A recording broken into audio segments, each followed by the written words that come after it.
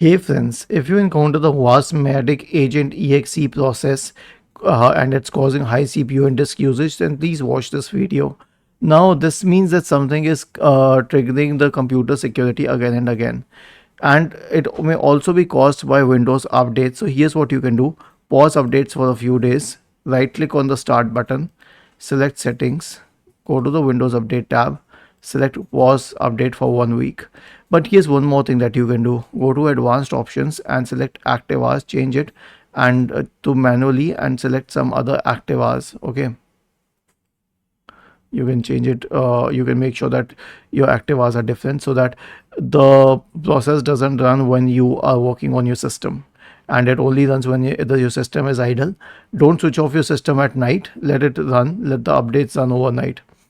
After that, search for command prompt in the Windows search bar and click on Run as Administrator. Type the command sfc /scan now and hit enter to invoke the sfc scan. The last solution is a cloud reset. Okay, so how would you perform a cloud reset? Right click on the start button, select settings from the menu, and then go to the system tab on the list on the left hand side.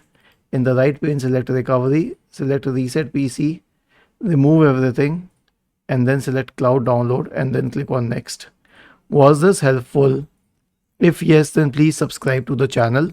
If not, then let us know in the comment section of the video on how we could help you further. Thank you for watching this video and have a nice day.